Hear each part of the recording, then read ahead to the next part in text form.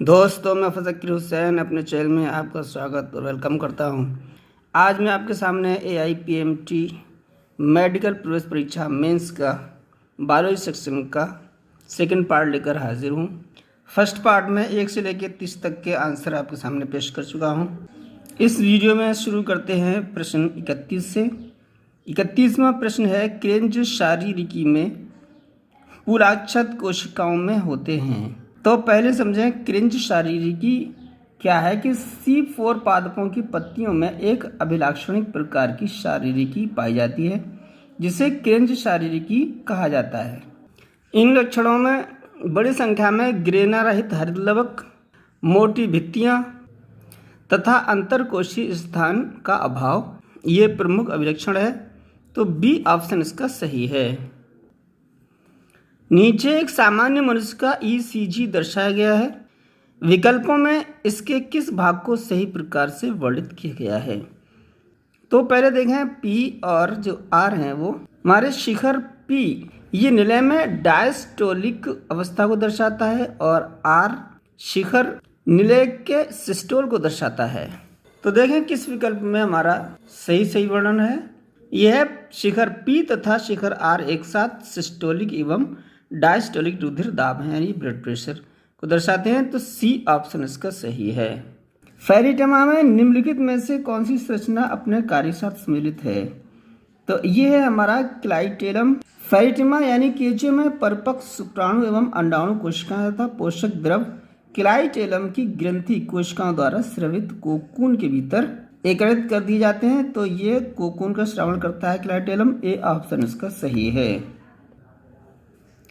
स्लेजिनेला तथा साल्विनिया को विजी प्रवृत्ति के उद्विकास की ओर एक महत्वपूर्ण चरण के रूप में देखा जाता है क्योंकि स्लेजिनेला तथा साल्विनिया दोनों ही विषम बीजाणु हैं। मादा युग्मकोद्भिद जनक बीजाणुविद पर लगा रहता है। तो इसमें देखते हैं कौन सा ऑप्शन सही है। ये है हमारा डी ऑप्शन। भ्रूण मादा युग्मकोद्भिद में विकसित होता है जो कि जनक बीजाणुविद पर लगा रहता है। तो डी ऑप्शन हमारा सही है। शरीर के ऊतकों द्वारा रुधिर में निर्मुक्त की जाने वाली कार्बन डाइऑक्साइड यानी CO2 का अधिकांश भाग निम्नलिखित में से किस रूप में उपस्थित रहता है। तो कार्बन डाइऑक्साइड यानी CO2 का 70 से 75% भाग का परिवहन प्लाज्मा द्वारा सोडियम बाइकार्बोनेट के रूप में तथा रेड ब्लड कॉर्पस्कल्स द्वारा पोटेशियम बाइकार्बोनेट के रूप में उपस्थित रहता है। तो ए ऑप्शन हमारा सही है। 36वां ये प्रश्न है, आवृत बीजियों में क्रियात्मक गुरु बीजाणु निम्नलिखित में से किसके रूप में विकसित होता है। तो आवृत बीजियों में मादा भ्रूण कोशिकाएं क्रियात्मक गुरु बीजाणु होता है। तो आवृत बीजियों में क्रियात्मक गुरु बीजाणु भ्रूण कोश के रूप में विकसित होता है। तो ए ऑप्शन इसका सही है। निम्नलिखित कथनों फर्स्ट से 4 तक विचार कीजिए यानी 4 जो कथन दिए गए उन पर विचार करना है जिनमें से प्रत्येक में 1 या 2 स्थान रिक्त हैं। तो पहला जो कथन है वो है, भालू शीत ऋतु में ठंडे मौसम के दौरान शीत निद्रा में चले जाते हैं। तो यहाँ पहली जो खाली स्थान है वो आएगा शीत निद्रा, ताकि ठंडे मौसम से बचाव हो सके। यहाँ बचाव आ जाएगा। देखते हैं अगले कथन में, चौड़े आधार वाला शंक्वाकार आयु पिरामिड विस्तारित मानव जनसंख्या को दर्शाता है। तो यहाँ पर विस्तारित आ जाएगा। तीसरे कथन में है, ततैये द्वारा अंजीर के पुष्प में परागण सहोपकारित। इसमें चौथे जो खाली जगह है सहोपकारित इसमें आ जाएगा का एक उदाहरण है। चौथा जो कथन है वो है, उच्च स्तरीय जाति प्रचुरता वाला क्षेत्र हॉट स्पॉट कहलाता है। यहाँ पर हॉट स्पॉट आएगा। तो उपरोक्त कथनों में से 1 से 5 तक दिए गए रिक्त स्थानों को निम्न में से कौन सा विकल्प सही प्रकार से पूरा करता है। तो देखते हैं कौन सा सही पूरा करता है। यहाँ पर 2 स्थायी गलत है, सहभोजता गलत है, मार्श गलत है। ग्रीष्म मिश्रता ये भी गलत है, ये दोनों गलत हैं। ए और बी ऑप्शन गलत थे। सी ऑप्शन में देखते हैं, मेरा पहला जो खाली स्थान है वहाँ शीत निंद्रा आएगा, तो सी भी गलत है। डी ऑप्शन में देखते हैं, पहले में शीत निंद्रा आया है, दूसरे में बचाव, तीसरे में विस्तारित और पांचवें में हॉट स्पॉट, तो डी ऑप्शन हमारा सही है। अगला प्रश्न है, कायिक जनन तथा असंग जनन में एक समान है। तो कायिक जनन तथा असंग जनन दोनों ही अलैंगिक जनन के प्रकार हैं। इनसे उत्पन्न संतति आनुवांशिक रूप से जनक के समान होती है, इसे क्लोन कहते हैं। तो देख रहे हैं कि डी ऑप्शन में हमारे दिया गया है, दोनों के द्वारा जनक के समान संतति उत्पन्न होती है, तो डी ऑप्शन सही है। सामान्य शीत यानी कॉमन कोल्ड का उपचार प्रतिजैविकों यानी एंटीबायोटिक्स के द्वारा नहीं होता है, क्योंकि यह एक विषाणु के कारण होता है। ये सामान्य यानी कॉमन कोल्ड जो है वह एक विषाणु के कारण होता है, तो ए ऑप्शन इसका सही है। निम्नलिखित में से कौन पौधों के लिए अनिवार्य खनिज तत्व नहीं है? तो देख रहे हैं, लौह, मैग्नीज और फास्फोरस ये तीनों ही पौधों के लिए अनिवार्य खनिज तत्व हैं, लेकिन कैडमियम ये जो है अनिवार्य खनिज तत्व नहीं है, तो सी ऑप्शन इसका सही है। किसी भौगोलिक क्षेत्र की जैव विविधता प्रदर्शित करती है, तो ये है क्षेत्र में निवास करने वाले जीवों की विविधता, जैव विविधता प्रदर्शित करती है, बी ऑप्शन इसका सही है। निम्नलिखित में से किसे अंतःकला तंत्र का भाग नहीं माना जाता है? तो ऐसे कोशिकांग जिनके कार्य परस्पर समन्वयित होते हैं अंतःकला तंत्र के अंतर्गत आते हैं। जैसे अंतःकला तंत्र में अंतःप्रद्रव्यी जालिका, गोल्जी सम्मिश्र, लाइसोसोम तथा रिक्तिकाएं सम्मिलित होती हैं। पेरोक्सीसोम यह अंतःकला तंत्र का भाग नहीं माना जाता है, तो बी ऑप्शन इसका सही है। एक सामान्य वयस्क मनुष्य का दंत सूत्र होता है, तो एक सामान्य वयस्क मनुष्य का दंत सूत्र याद करने के लिए यह है हमारा 2-2, 1-1, 2-2 और ये है हमारा 3-3। तो ये हमारी दांतों की संख्या दर्शाते हैं, आधे जबड़े की, ऊपर का और नीचे का। ये ऊपर के जबड़े के ऊपर है, नीचे के जबड़े के नीचे है, तो ये बराबर बराबर होते हैं। तो आधे जबड़े की हम माने तो ये होंगे हमारे पहले 2-2, इनको हम किरणतक कहते हैं। इसके बाद 1-1 नुकीले दांत होते हैं, इनको हम रदनक कहते हैं। ये 2-2 हमारे इसके नुकीले दांतों के पीछे होते हैं, 2 नीचे 2 ऊपर और 2 इधर 2 इधर, इनको हम अग्र चवर्णक कहते हैं, जो चबाने के काम आते हैं। और लास्ट में सबसे पीछे जो होते हैं 3-3, ये होते हैं हमारे चवर्णक, जो खाने को चबाते हैं।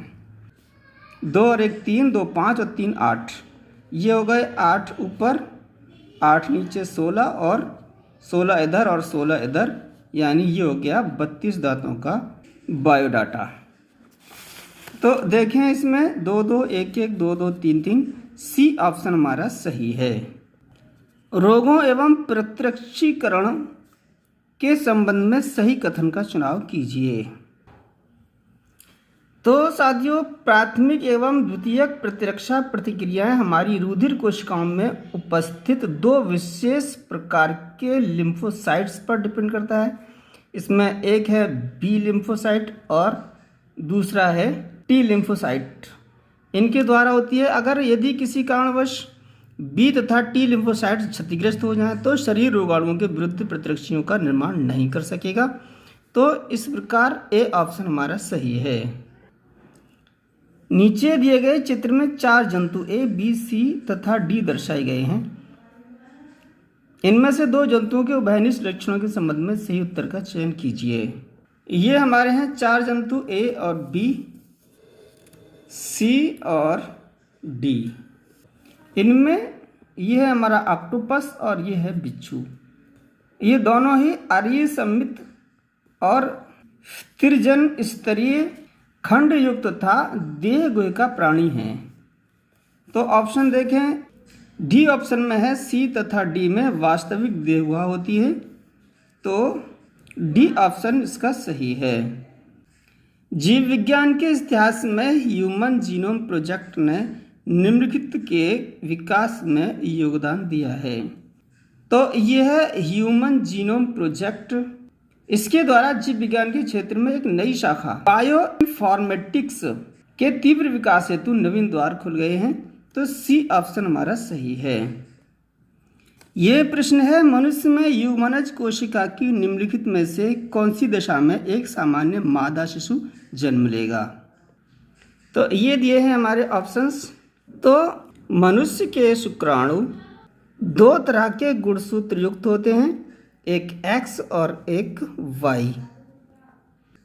और मादा के अंडाणु ये जो होते हैं XX गुणसूत्र युक्त होते हैं।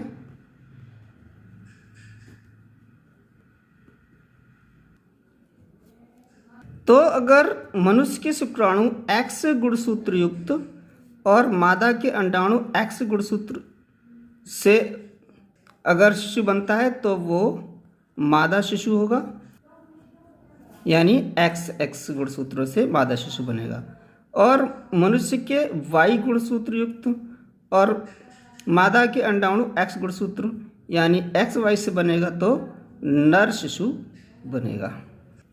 तो इसमें पहले ही ऑप्शन में है 2X गुणसूत्र वाला जो मादा शिशु जन्म लेगा, तो वो 2X गुणसूत्र से होगा, तो ए ऑप्शन इसका सही है। क्योंकि केवल Y गुणसूत्र से नहीं बनेगा, केवल X गुणसूत्र नहीं बनेगा, X और Y गुणसूत्र से बनेगा, वो नर बनेगा। अगला प्रश्न है, निम्नलिखित में से कौन जल के प्रकाश अपघटन हेतु अनिवार्य तत्व है। तो जल के प्रकाश अपघटन हेतु प्रकाश ऊर्जा OEC इसकी आवश्यकता होती है, यानी ऑक्सीजन इन्वॉल्विंग कॉम्प्लेक्स। इसमें 4 Mn आयन होते हैं, यानी मैग्नीज। तो मैग्नीज अनिवार्य तत्व है जल के प्रकाश अपघटन के लिए, तो ए ऑप्शन इसका सही है। निम्नलिखित में से किस तकनीक ने जीवित जीवों के आनुवंशिक अभियंत्रण को संभव बना दिया है। तो पुनर्योजी DNA तकनीक दो भिन्न जातियों के DNA अणुओं को परस्पर जोड़ने और आनुवंशिक पुनर्योजन उत्पन्न करने हेतु उन्हें किसी पोषी जीव में प्रविष्ट करने की तकनीक है, तो ए ऑप्शन हमारा सही है। निम्नलिखित में से किसमें मूत्रवाहिनी मूत्रजनन वाहिका के रूप में कार्य करती है। तो नर मेढक में अपवाहक नलिकाएं अंततः मूत्रजनन वाहिका के संपर्क में आती हैं, जो विरक में से निकलती हैं और अवस्कर में खुलती हैं, जहां से मल मूत्र और शुक्राणुओं के बाहर निकालने का कार्य करती हैं, तो डी ऑप्शन इसका सही है। पेशियों का प्रकार होता है, हमारी जांघों में रेखित एवं ऐच्छिक पेशियां होती हैं, तो सी ऑप्शन इसका सही है। नीचे दिए गए 4 कथनों में जिनमें से 2 में त्रुटियां हैं पर विचार कीजिए। तो पहला ही कथन है जिसमें प्रथम ट्रांसजेनिक भैंस रोजी थी, यहाँ मिस्टेक है, गलती है, ये भैंस नहीं बल्कि गाय थी जो 1997 में उत्पन्न की गई थी, तो पहले कथन में ही गलती है। दूसरा कथन देखते हैं, रेस्ट्रिक्शन एंजाइम्स का प्रयोग अन्य वृहत अणुओं से DNA को पृथक करने में किया जाता है, यहाँ भी गलती है। DNA का पृथक्करण जेल इलेक्ट्रोफोरेसिस द्वारा किया जाता है, जबकि रेस्ट्रिक्शन एंजाइम DNA को काट देता है, तो पहला और दूसरे में गलती है। देखते हैं तीसरा और चौथा, डाउनस्ट्रीम प्रोसेसिंग rDNA तकनीक के विभिन्न चरणों में से क्या ये सही है। और डिसआर्म रोगाणुवाहक पोषी में rDNA का स्थानांतरण करने हेतु भी प्रयोग किए जाते हैं, ये जो है सही है। मिस्टेक जो है पहले और दूसरे में है। तो ऊपर हमने 4 कथन पढ़े थे, उपरोक्त कथनों में से किन 2 में त्रुटियां हैं। तो पहले और दूसरे में त्रुटि है, तो डी ऑप्शन इसका सही है। हमारे शरीर में 24 घंटे की अर्थात दैनिक लय जैसे सोने जागने का चक्र जो नियंत्रित करने वाला हार्मोन है, वो इन चारों में कौन सा है। तो ये है मेलेटोनिन। ये जंतुओं, पादपों तथा सूक्ष्म जीवों में प्राकृतिक रूप से पाया जाने वाला एक यौगिक है, जो दैनिक लय जैसे सोने जागने के चक्रों को नियंत्रित करता है, जिसे रासायनिक दृष्टि से एनसीटिलिक 5 मिथॉक्सीट्रिप्टोनिन कहा जाता है। तो डी ऑप्शन हमारा सही है। अगला प्रश्न है बिंदु श्रवण परिणाम है। तो पहले समझे बिंदु श्रवण क्या होता है। तो पौधे के कुछ क्षतिग्रस्त भागों से विलयन के रूप में जल की हानि बिंदु श्रावण कहलाती है। यह मूल दाब के कारण होता है। तो इसका डी ऑप्शन हमारा सही है। नीचे दिए गए चित्र का ध्यान से निरीक्षण कीजिए और उस विकल्प का चयन कीजिए जिसमें चारों भाग ए, बी, सी तथा डी की सही पहचान की गई है। तो चित्र का अवलोकन करते हैं। ये हमारा ए भाग है, बी है और सी है और डी। ये मार्केंशिया की पत्ती है। तो मार्केंशिया एक लिंगाश्रयी पौधा है। मादा सूखाए पर मादा जननांग उपस्थित होते हैं। ये स्त्रीधानी धरों पर उत्पन्न होते हैं। तो ये है हमारा ए भाग स्त्रीधानी धर और बी भाग है मादा सूखाए और सी भाग हमारा दिया गया है वह है जेमाकप और डी जो है वो मूलाभास है। ये मूलाभास इस पत्ते को जोड़े रखते हैं। तो देखें पहले ऑप्शन में ही है। पहला ए है स्त्रीधानी धर, बी मादा सूखाए, सी जेमाकप और डी मूलाभास। तो ए ऑप्शन इसका सही है। नीचे मनुष्य के कंकाल के विभिन्न भागों के युग्म तथा कंकालीय वर्ग जिसमें वे भाग सम्मिलित किए जाते हैं दिए गए हैं। इनमें से 3 युग्म अपने वर्ग से सुमेलित हैं जबकि एक अलग है। इस सम्मिलित युग्म को पहचान कीजिए। पहला युग्म है स्टर्नम तथा पसलियाँ, ये अक्षीय कंकाल हैं, ये सही है। तीसरा ह्यूमरस तथा अल्ना, ये उपांगीय कंकाल हैं और ये है मेलिस तथा स्टेपिस, ये कर्ण अस्थियां हैं। ये बी जो ऑप्शन है उसमें देख रहे हैं कि क्लेविकल तथा गिलिनॉय गुहा, ये श्रेणी मेखला इसमें दर्शाया गया है, बल्कि ये दोनों ही अंश मेखला में होती हैं। अंश मेखला का प्रत्येक अर्धभाग एक क्लेविकल तथा स्कैपुला द्वारा निर्मित होता है। तो बी ऑप्शन इसका सही है। निम्नलिखित में से कौन सजीवों का एक अनन्य लक्षण है। तो सभी सजीवों का एक सर्वसामान्य किंतु तकनीकी रूप से जटिल लक्षण यह होता है कि उनमें अपने वातावरण के प्रति संवेदना की क्षमता होती है। तो ये है हमारा पर्यावरण में घटित होने वाली घटनाओं का संज्ञान एवं उनकी स्मृति। ये जो है सभी सजीवों का एक अनन्य लक्षण है। तो सी ऑप्शन हमारा सही है। अच्छी ओजोन पाई जाती है। इनमें 4 ऑप्शन है, मध्यमंडल, क्षोभ मंडल, समताप मंडल और आयन मंडल। तो समताप मंडल जो है वो पृथ्वी के वायुमंडल की द्वितीय महत्वपूर्ण परत है जो क्षोभ मंडल के ऊपर तथा मध्यमंडल के नीचे होती है। यह ओजोन की परत होती है। तो ये सी ऑप्शन हमारा सही है। निम्नलिखित में से कौन एक सूक्ष्म जीव तथा उसके व्यावसायिक उत्पाद का सही मेल नहीं है। पहले ऑप्शन में है यीस्ट, ये स्टेटिन्स का उत्पादन करता है। दूसरा है एसिटोबैक्टर एसिटी, ये एसिटिक अम्ल बनाता है। और ये है क्लॉस्ट्रीडियम, ये लैक्टिक अम्ल नहीं बनाता है। यही हमारा सही मेल नहीं कर रहा है, बल्कि ये जो है क्लॉस्ट्रीडियम न्यूटालिकम नामक जीवाणु ब्यूटायरिक अम्ल बनाता है। तो सी ऑप्शन इसका सही है। यह है 60वां प्रश्न क्वेश्चन पेपर का और बायोलॉजी पार्ट पोर्शन का। ये लास्ट क्वेश्चन है। लॉजिस्टिक जनसंख्या वृद्धि को निम्नलिखित समीकरण द्वारा प्रदर्शित किया जाता है। तो लॉजिस्टिक जनसंख्या वृद्धि को हम dn/dt is equal to Rn कोष्ठक में है हमारा k माइनस n/k, इससे प्रदर्शित करते हैं, जहाँ n जो है वो t समय का जनसंख्या घनत्व है और r प्राकृतिक वृद्धि की आंतरिक दर है और k है वहन क्षमता। तो ये है लॉजिस्टिक जनसंख्या वृद्धि का समीकरण। देखें ऑप्शंस में dn/dt equal to Rn k minus n/k, B option इसका सही है। तो दोस्तों इस वीडियो में बस इतना ही। तो अगले वीडियो में 2010 के बायोलॉजी पोर्शन की आंसर की लेकर हाजिर होंगे। तो ये वीडियो आपको कैसा लगा कमेंट करके बताएं और जो नीट की तैयारी हिंदी मीडियम से कर रहे हैं उनको शेयर करें। सारे जहां से अच्छा हिंदुस्तान हमारा, हम बुलबुलें हैं इसकी गुलसिता हमारा।